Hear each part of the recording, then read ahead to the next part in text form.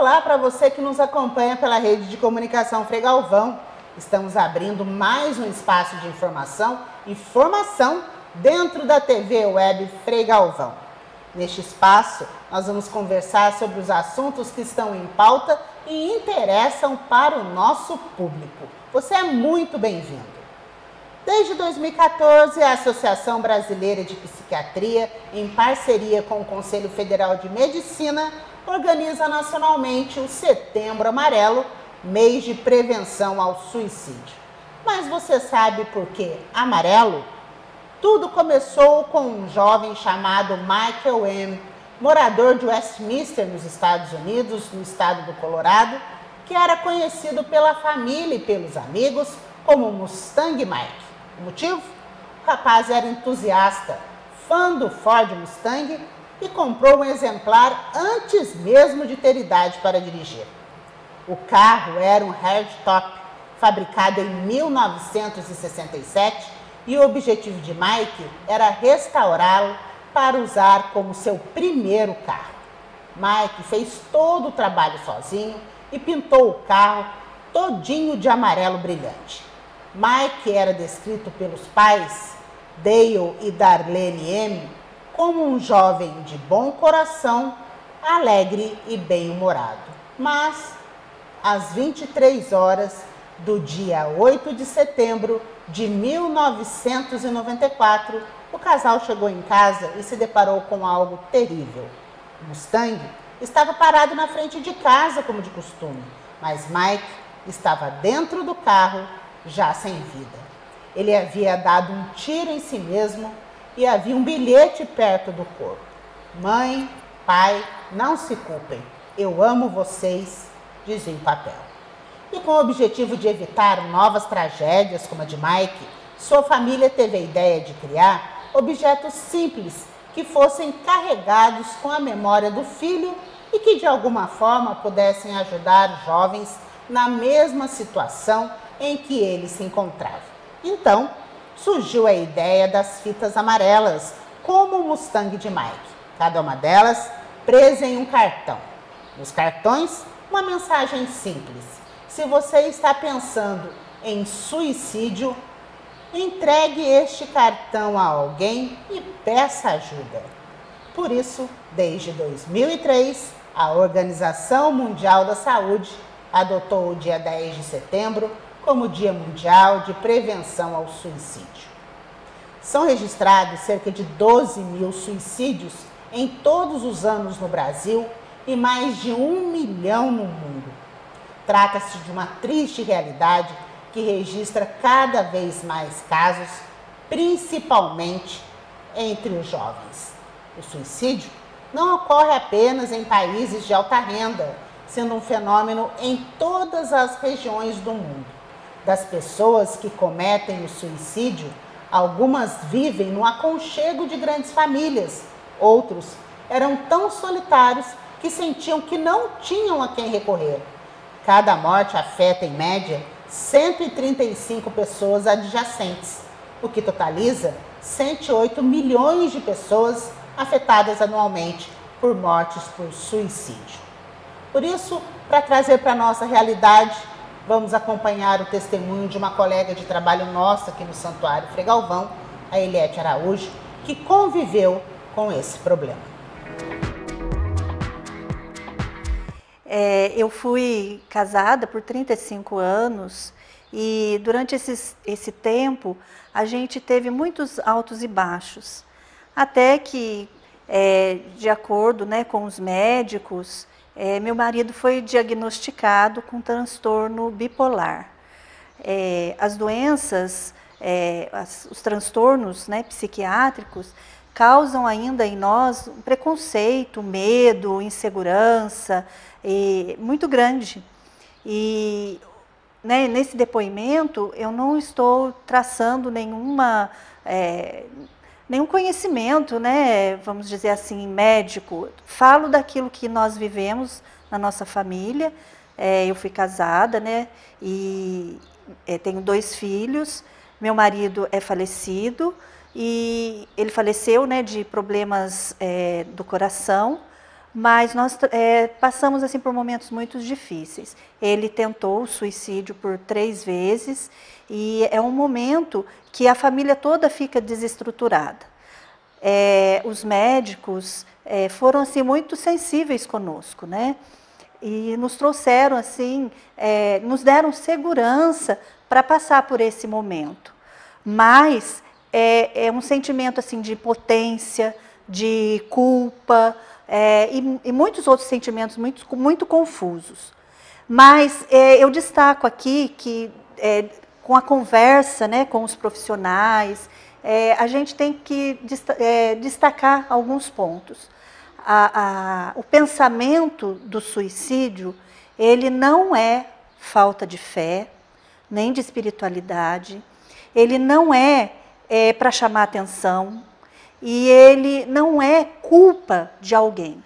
E a depressão também, né, os transtornos mentais como a depressão, o transtorno bipolar, transtornos de ansiedade, trazem um sofrimento muito grande. E não só para a pessoa, como por aqueles que rodeiam essa pessoa, pelos familiares, colegas de trabalho, porque a gente nunca sabe com quem você está lidando naquele momento.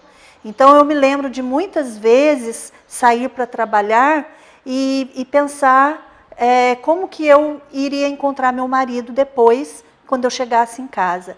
E eu tinha muito medo. Quantas vezes, ao colocar a chave na porta, eu rezava muito e pedia para que Deus me ajudasse, porque eu não sabia o que eu iria encontrar dentro de casa naquele momento. Mas eu sabia que ele não estava fazendo aquilo porque ele queria a nossa atenção, porque nós dávamos atenção. Nós estávamos sempre junto com ele. Os filhos, né? Quantas vezes ele ligava, mandava mensagem dizendo que não estava se sentindo bem e nós, né, o encorajávamos. Muitas vezes eu saí do serviço naquele dia e fui até a nossa casa, né? E a família, ela precisa de um apoio. Ela precisa de apoio de grupos, né, de pessoas que entendam. Porque é muito fácil e muito comum nós ouvirmos assim, quando nós tratamos com uma pessoa que está com depressão, ou outro tipo de transtorno psiquiátrico. Você não tem fé? Reza. Olha como a sua vida é boa.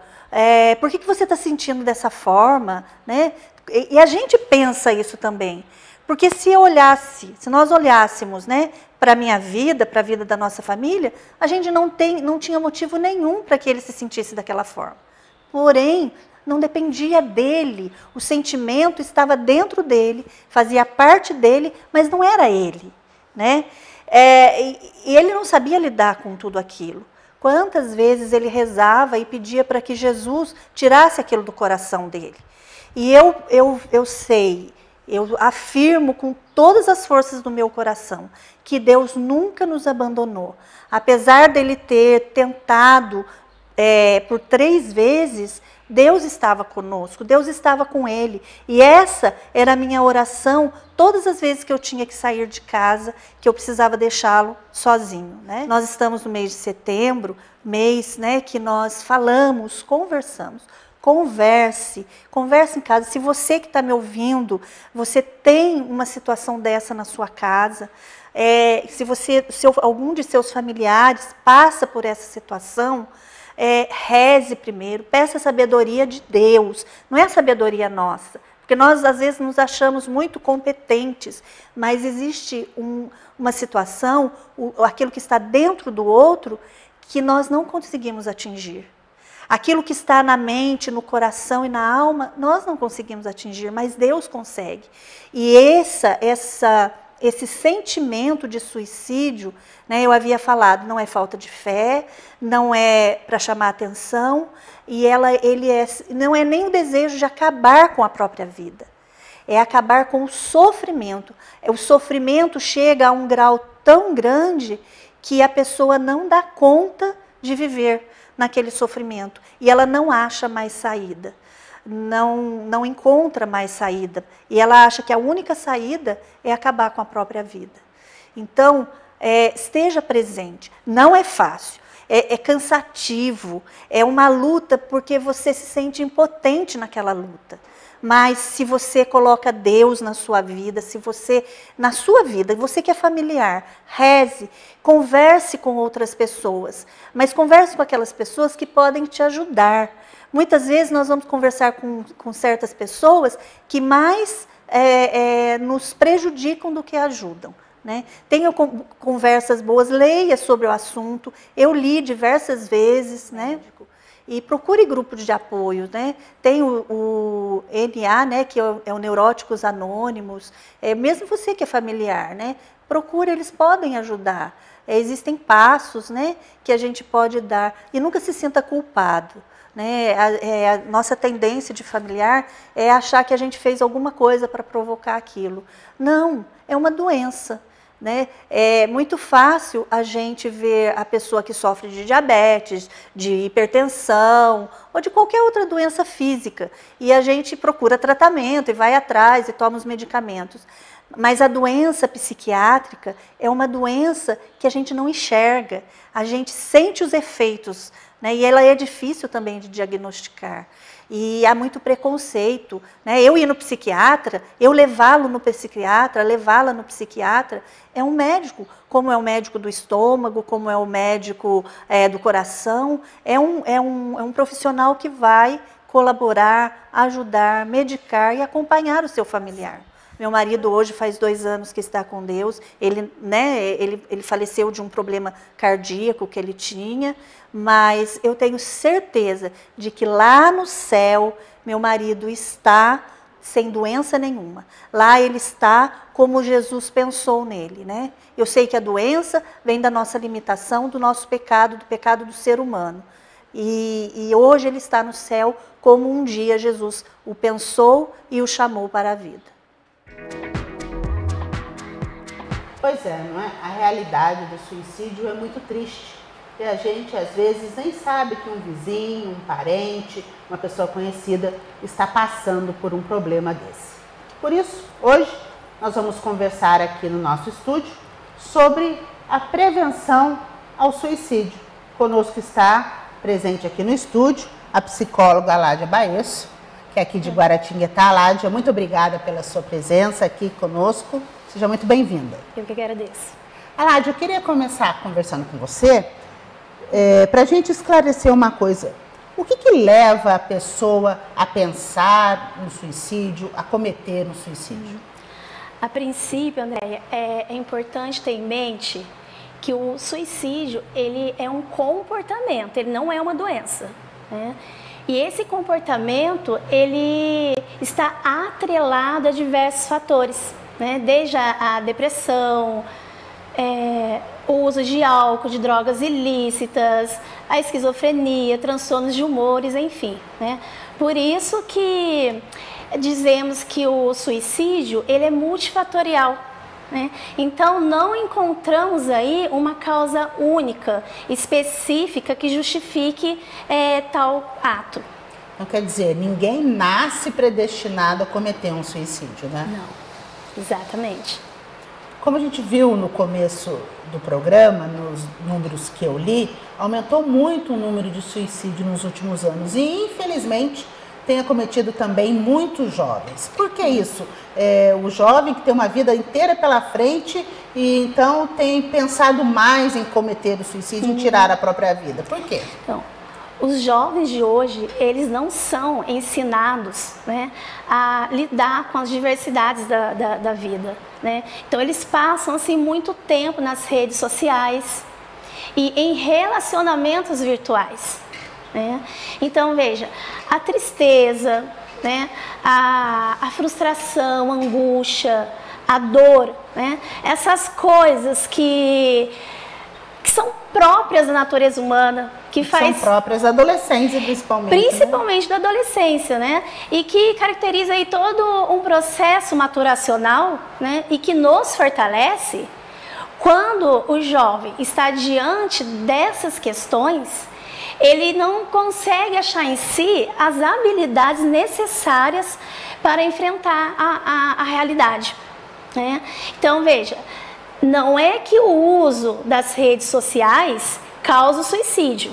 Seria uma resposta assim, muito reducionista, né? Mas eu acredito que isso contribui, né, e muito, favorece muito um despreparo do jovem para enfrentar, para lidar com os desafios que são próprios da vida. E é interessante porque o jovem, em vez dele procurar os pais e conversar, ter o diálogo, ele procura a própria resposta dentro da rede social. E na rede social, a gente sabe, a internet tem de tudo, né? Tanto para o bem quanto para o mal. E você tem lá também, inclusive, depoimentos de jovens que estão tentando o suicídio. Acho que isso também contribui, né? Contribui muito. Aládia, no início da entrevista, a gente estava conversando, você disse que o suicídio não é uma doença, né? Mas que ele está ligado a outras doenças. Então, eu queria perguntar para você o seguinte: a depressão, ela leva ao suicídio? Qual que é essa relação? O suicídio, ele é multifacetado, né? Então, ele pode ou não estar atrelado à depressão. Geralmente, sim, né? Mas a gente não pode dizer, André, que todo caso de depressão, todo caso de suicídio, né, está ligado à depressão. Ou que em todo comportamento suicida, né, vai estar presente aí a depressão, né? E isso que é importante entender. Um exemplo disso é a crise, né, de 29. Né, onde é conhecida aí como a grande depressão econômica. A queda da né? Bolsa dos Isso, a Estados quebra Unidos. da Bolsa de Nova York. Nesse período, a gente tem aí um aumento da taxa de suicídio. Né? Então, é importante a gente considerar, né, todo um contexto social, político, econômico, cultural, né, que a gente ignorando essas questões, a gente corre o risco de patologizar todo o assunto. Né? Eu, como repórter, né, jornalista, eu já cobri muitos suicídios que aconteciam em Aparecida. E num desses casos, um senhor, Romero, foi e deixou uma carta para a família dizendo que a dívida era tão grande e que a situação financeira da família era tão difícil que ele não viu outro jeito como cometer o suicídio, tirando a própria vida. Então, quer dizer, eu acho que é os extremos, né? A pessoa chega no extremo. Isso, há pessoas que o que acontece, né? Eles percebem isso como uma única solução. Não é que eles querem, de fato, cometer esse ato. Mas eles percebem, eles entendem que a partir daí, né, cometendo suicídio, eu vou estar resolvendo, né, o problema. Então, às vezes é caso aí de uma situação de desespero, né? Há uma desesperança muito grande, né? Aládia, o que a gente pode fazer para ajudar nesses casos a tentar pelo menos prevenir o suicídio? Falar, né? Falar muito, bastante sobre o assunto, principalmente nas mídias, né? Mas de forma responsável, desmistificando todas as ideias erradas que vão se formando aí em torno do assunto. Né? E ao mesmo tempo levando, né, com tudo isso as pessoas a se conscientizarem de que o suicídio, em muitos casos, ele pode ser evitado. Né? Por isso que nessa situação, Andréia, o silêncio ele não ajuda, né? Porque ele acaba favorecendo o tabu. Né? Por isso que a gente sempre ouve aqui nas homilias, o padre Carlinhos sempre fala isso, do diálogo na família. Isso, né? O diálogo é muito importante. Né? O diálogo na família, falar sobre o assunto, o tema e também saber ouvir. Né? Porque às vezes você tem um adolescente em casa, ele fica o tempo todo no computador, ou ele fica o tempo todo no WhatsApp ou no celular, e você não sabe o que passa na cabeça desse adolescente. Isso, né? Precisa ter um acompanhamento, né? Então, e tem também gente especialista que ajuda, são pessoas que trabalham voluntariamente, né? Que fazem um serviço sem fins lucrativos, que é o CVV, né? Isso. Que é o Centro de Valorização da Vida.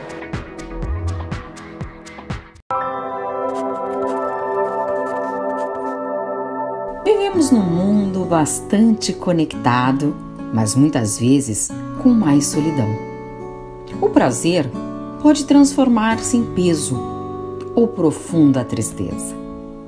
A vontade de morrer não aparece de repente, e o suicídio é uma última e desesperada tentativa de comunicação para libertar-se de um sofrimento que parece não ter fim.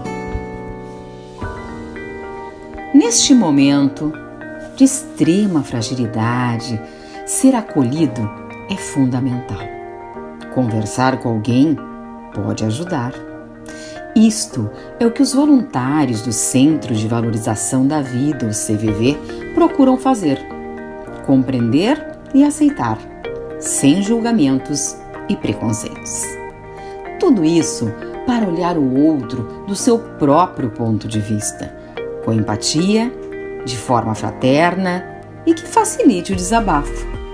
O sigilo e a disponibilidade oferecidos pelos voluntários são valores fundamentais. O voluntário do CVV é uma pessoa comum, que compreende que somos todos iguais e que busca melhorar o autoconhecimento para se colocar cada vez mais aberto para entender a dor do outro. O voluntário sabe que a única coisa que o diferencia naquele momento de quem busca ajuda é apenas a circunstância da vida. Assim como as pessoas, o CVV nunca está pronto. Está em constante movimento a caminho do aprimoramento contínuo e precisa de você a ajudar a quem precisa.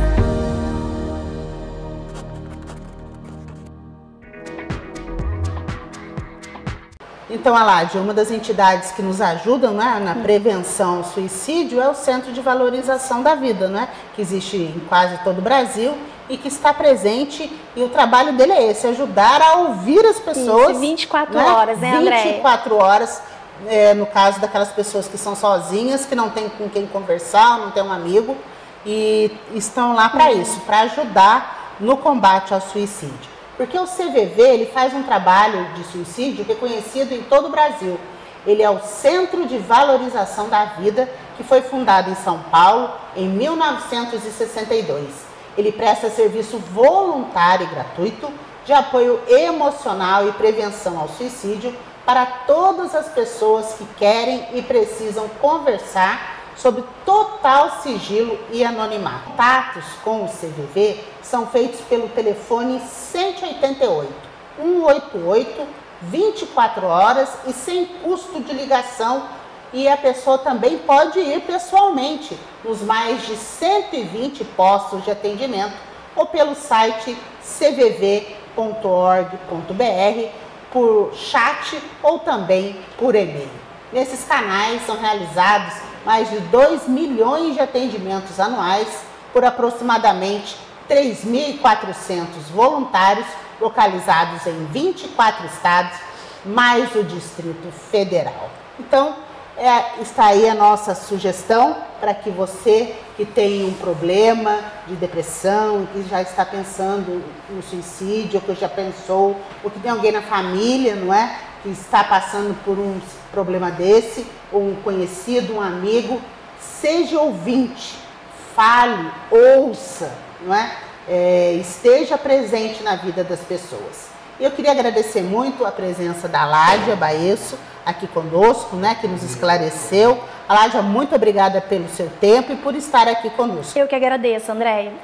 E nós estamos então encerrando essa primeira edição do FG Entrevista. Espero que você tenha gostado desse espaço de conversa, de bate-papo, e nós estaremos aqui mensalmente trazendo para você um assunto do seu interesse, de formação, de informação, para que você saiba o que acontece no Brasil e que interessa, é claro, a todos nós. Pode não estar acontecendo com você, comigo, mas a gente sempre pode encontrar alguém e pode também estar precisando da nossa ajuda e do nosso acolhimento, né? Vamos acolher bem, porque isso é muito importante. Muito obrigada e até mais um FG Entrevista.